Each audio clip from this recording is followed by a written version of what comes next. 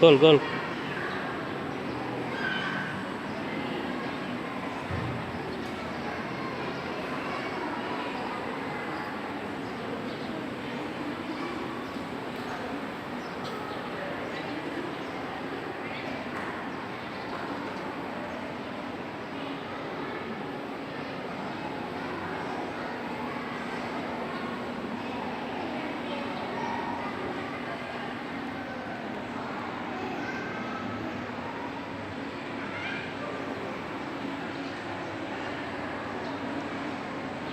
Dua peserta yang akan melakukan tersebut untuk memasuki area pertandingan.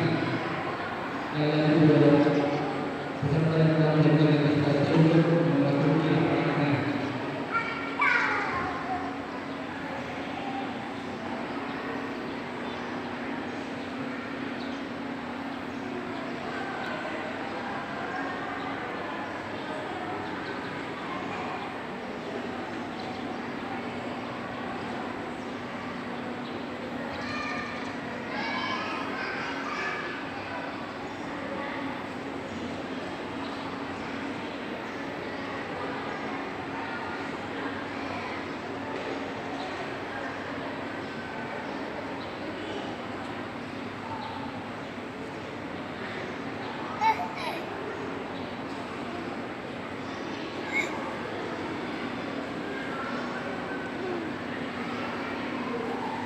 Untuk posisi peserta TK dan PAUD di sebelah kiri saya, TK dan kaki di kiri saya, kemudian SD kelas 1